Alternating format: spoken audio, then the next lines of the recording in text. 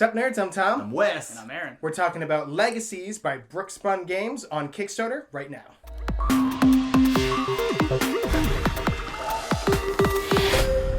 So before we get started, a few things we want to know is that, of course, this is a prototype. What you're going to be looking at here, there's a lot of artwork missing in certain spaces. Of course, the component quality is going to be different and stuff. So don't take anything here at face value that this is what you're going to get. Also, this game is pretty huge. It's a pretty heavy Euro game, so don't think that you're going to be able to walk away from this video like knowing how to play it. You're going to have a general gist and an idea, but you won't get a full rules overview from this video. However, with it being the big, crunchy game that it is, I'm going to have no problem putting this game on my shelf next to Lisboa and Anachrony and just all of those, Cerebria, Flotilla. Yeah, those big, crunchy, awesome Euros. I think this is just going to slide right in there and feel right at home. So in Legacies, you're trying to have the most value, the most currency, the most, it's a foundation is what they call it, but you're just trying to give the most to your offspring. You're trying to have a legacy for your name. Yeah, I was like, you can just say the word. You're going to be making investments in the stock markets here. Essentially what they are, you're going to be getting family heirlooms that are worth money based on where these industries are at the time. You're going to be making relationships over here. Yeah. You're going to be having successors. It's all about, building a legacy over generations. Yeah. Is the important thing. 300 years. Yeah, it takes place over 3 centuries, 6 generations. Mm-hmm. Yeah. And you want to have that 6th generation have the biggest, best legacy compared to the other people at the table. Yeah. And now, so it is 6 rounds, two rounds in the first century and then so on and so forth. So you're either thinking, wow, this must be a short game if it's only 6 rounds, or wow, those rounds must be really long if it's only 6 rounds. And the answer is, well, your first round is definitely going to be the longest because you're going to be figuring everything out. But not only does it get faster because you get better at learning the rules, but also the power of everything you get to do really ramps up fast. From age 2 to age 3, all the values explode and get better. All the stuff you can do on your cards is better. Okay. So obviously we haven't even said the main mechanic of the game is... Well, there's a lot of different mechanics, but I think the best one would be the multi-use cards. Yeah, action selection with the multi-use cards. Yeah, so you're going to be using these cards for the different generations. You're going to have 3 that you're dealt at the beginning of the age, and when you play them, you get to use one of the many abilities on them, and not every card has all of the abilities. And there's going to be cards that are face up that anybody can use, and you just swap out one that you have in your hand for it and instantly use it. But basically, there is relationship, where you'll start a relationship with one of the other people out there on the board, and then you'll gain some either money or victory points or resources. And then you can use those for doing things. But it's like a little track. It's because right when you make that relationship, you put it at the front of the track and you get the most. And there are other actions and things that will trigger those relationships to happen again. But you slide down the track and trigger the smaller amount. Yeah. And other players can even come and bump you down the track further. So that way when that action triggers and you slide down even further. Over time, those relations, you drift apart. We made a relationship. Our grandparents were great friends. So we're just kind of okay. And also so when he was talking about other players, so there's 10 playable characters in the game, and all 10 players are out here. So you could be making a relationship with a ghost player that isn't in the game, or you can make him a relationship with, Wes's character, The next action type that's available on there is investments. Whenever you do an investment, you get to invest in any one of the industries that you want to. You'll do that by placing either a small investment, which is your little money bag, or a big investment, which is your big money bag, and they represent 2 investments in that stock or 5 investments. You'll purchase it at its current rate, and you'll place it out here in the middle board. Each icon is lined up, so the little camera, there's a camera out there as well to match up with it. So if you put your investment in the camera, it's basically saying that it's on this, so that it wouldn't be it'd be crazy to have Stack 'em everybody all stacked up there. on a little thing. So after you make an investment, if you make a small investment, it goes up 1. If you make a big investment, it goes up 2. So it's becoming more valuable. But things could change that, and Yeah, they could go down instead of up. Yeah. Yeah, When you sell them, they go down. Yeah, because when you make an investment, you're not just investing. You can also sell your investment and get a bunch of money. So it's buy low, sell high. But you want to buy low, sell high in a different age. Yeah. That's where the real money is. Yeah. I paid $7 for it now, and now I get $125 back. So the inflation in this game is definitely my favorite thing about it, because like age 1, I'm like, I started with 9 gold, and like I'm fighting, and oh man, I've got 25 gold now. I am crushing it. And then the next age is like, all right, I just got 300 gold. Like, all right, now I can kind of do some things. And like, there's 500 gold pieces. So you're starting the game like, I have 9 gold. Why are there 500 gold tokens? Yeah. Like, that's ridiculous. But as you go on, as life, things inflate. And so just like burying your gold in the backyard and just having like, I have this money right now is not great. You want to invest in things. You want to buy things. You want to have heirlooms that go down from generation to generation, because that's how you protect your money and keep up with the inflation of the times. Yeah.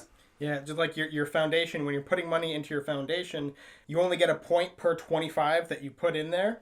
But like after a while, if you notice, you might not be able to see from here, but this track goes up by just regular numbers, and then it goes up by, was it 5s, and then is there 15s or something? No, it's just 5 straight to 25s. So after a while, it's like, I want to invest 4 money.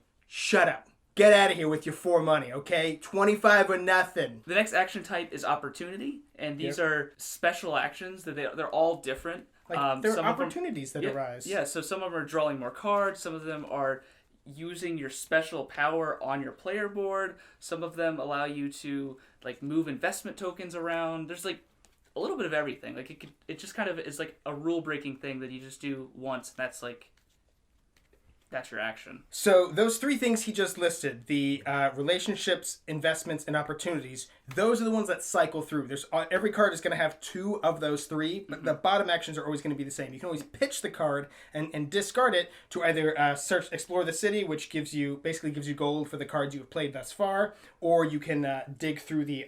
It allows you to get 2 successors. Successors, yes. Look at the 2 successors.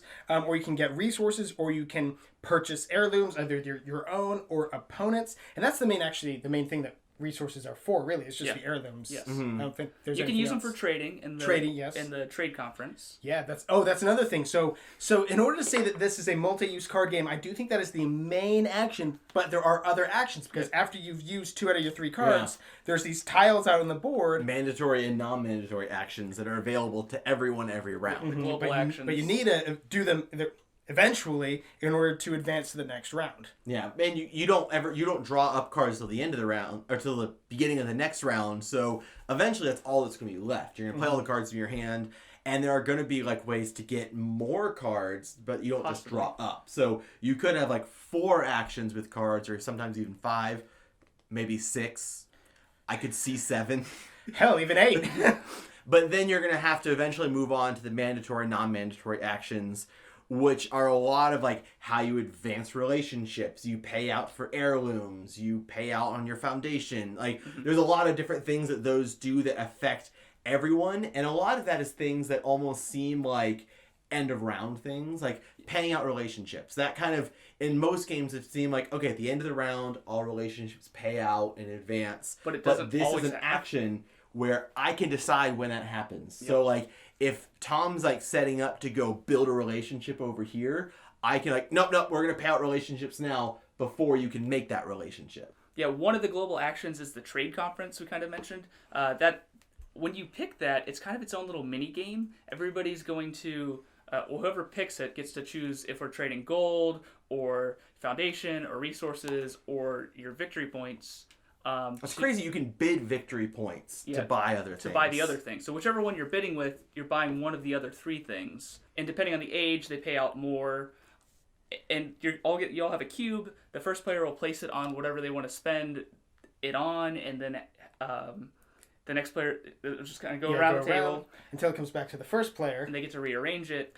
You said when I was like, you were explaining it to me, I was like, I don't think I get that. You said it's kind of like Cyclades, and I was like, oh, there we go. Yeah, that's You're right, exactly like that. You can't go. Whoever's the first player, they're the only one that gets to that get to move it, and they can either go higher on the track they're on, or they can move it just straight across to another track, and then you'll pay out. So like in the first age, it's real low, low paying, like 2 and 10 and 20 for the different resources, but it gets more and more, and then eventually it gets to where first, second, and third place in the bidding order will all get things. And if you don't win anything, you don't have to pay. Whatever, we bid money, you don't have to pay money if you don't actually win. And that's another thing. This game does go up to 6 players, and the interactions at that player count must be crazy, because we actually, when we were playing, we all tended to, all of the characters that we chose happened to be really close to each other, and the industries that we favored for things like investments and our heirlooms and whatnot kind of overlapped. So some of these things pushed up really, really high because we all kind of wanted them to. And we asked the designer, we asked Jason, we said, is that an issue? He's like, no, that's just another option, just another flavor, just another experience. You could have it like that. You could have it where you're all spread out. And he said he, really built it in so that wouldn't be a factor. Also, not only are there those 10 different characters and whatever, they all have 2 different modes of play. Yeah. And I thought, when he was showing me this at Gen Con, I was like, this is probably one of the most clever things I've seen in a game recently. You could be either underhanded, so your picture is below all of your actions, or you could be above board, where you're above all that. That's pretty clever. But all it really means is that your special player power action thing helps you, and this, well, it does help you, it also kind of hurts other players. Yeah, and it's cool because you don't have to say, like, we're all going to play underhand. Like, this game, we're all being negative. Everyone picks if they want to be above board or underhanded. Mm-hmm. And typically the above board are going to be better overall for you. But of course, like the underhanded, it may not be as good for you, but you're also hurting someone else. Like, I'm stealing your money to add, or stealing your foundation to add to my money, or I'm just gaining more money than I would otherwise. So you still net. You net, probably. But in one, it's against everyone. Underhanded, you get to target and say, I'm going after you. So, and that's just, it's cool that you have that option, and I have the option to play dirty, and Tom can still play above board in the same game. I really liked the heirlooms, because you have your heirlooms in front of you and you can purchase them whenever you have the resources to do so, but other players can buy them as well, and that's what kind of keeps the different tracks in check. If I see that you're really inflating your track, I'm going to take one of your heirlooms so that I will get victory points for how high that track is up there now. Yeah, so I also have a vested interest. Yeah, exactly. And depending on your character, you can only take certain amounts of cards from players. So like if you are friendly with them, the green in the green box, you can take 2 of their heirlooms, so like you can get a little like closer to their family, I guess, and be able to take the 2 heirlooms. I don't know how he thought about it when he designed it, and you can only have 1 of each level. So if you build your level 1, you can't steal somebody else's level 1. Yeah, you have to spend more to take theirs. Like there's so much in this. Like we're not gonna be able to talk about all of it because that's another thing is that you can be friendly with people or mean with them. I don't remember what it's called. So if you're friendly with them when you're making relationships, it doesn't cost anything. You don't have to spend resources. If you are nasty with them or whatever it's called, if you're making relationships, you have to spend 2 victory points in order to do it. But if you're stealing heirlooms, you don't have to pay. Like, you just steal them. Yeah. There's also events that happen. There's current event and the upcoming event, so you can know which one. And the events are not double-sided, but it's just 2 choices. Whoever triggers that action gets to pick which event triggers of the 2. And that's one of the mandatory actions you have to do, so it's going to happen at some point. And with that, you also then pick an end game scoring condition or an end of age. Yeah. Like it's end of game and end of age conditions that happen based on which event was picked, and so you get to pick that. So that also changes every game, but you only it's decided mid-game. Yeah. So you're like, okay, I have 2 ages to okay, that's going to score. It's scoring for this. So I have 2 ages to prepare for that. Oh, and at the end of the next century, that's going to happen. So I've got 3 generations to prepare for that end of condition. Game, yeah. So like, so many awesome things going on. Yeah, in this really. game. There's so there might be some of those other games we were talking about, like Lisboa or probably definitely Vinhos, are more complicated and are deeper. But this is pretty high up there. And I've been getting into those types of games more often. Especially I played Flotilla recently and really liked that one. Like, I don't know. This one they knock it out of the park with this one. Yeah. So when we played Legacies, it took hours. And as soon as the game was over, I immediately wanted to start it again. It was 2 o'clock in the morning. I had to be at work at 7:30 the next morning. And I was like, what if we just played it again? But don't think that every single game is going to take hours and hours. You know, that's with setup and with learning the rules. Estimates 90 to 180 minutes. So it's So definitely not a short game. It isn't a short game, true. But it can be a shorter game once you know what you're doing, you know? Yeah, if everybody knows how to play, it goes pretty quick. I really enjoyed it. Like, the whole stock trading thing was really interesting. I mean, it's kind of a big part of it because you're making really investments in other players and then watching them go up, and you're like, okay, I need to sell now, get that money, try and invest it back into my foundation. When we were learning the rules and going over it, we were like, oh, it seems like it's mostly an economic game.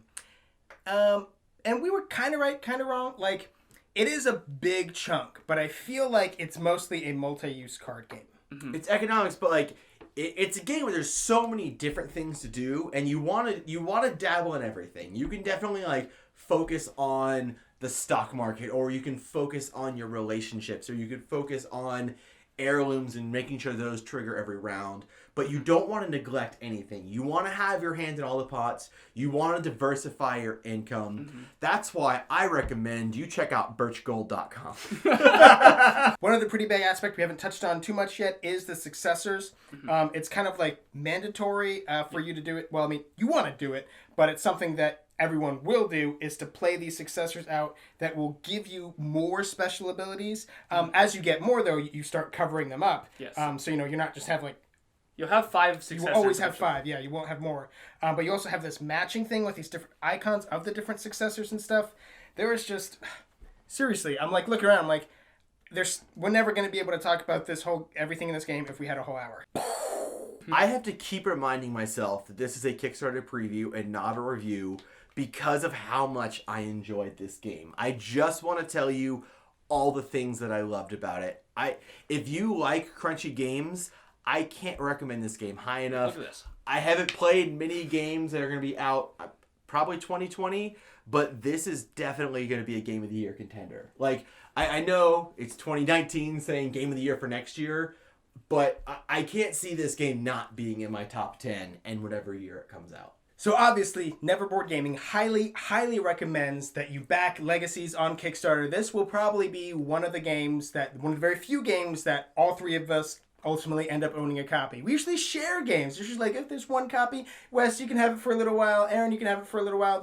We probably don't want to share this one. So we'll have a link in the description box down below that will bring you to the Kickstarter if you're on YouTube. If not, if you're already on Kickstarter, scroll back up, back it now.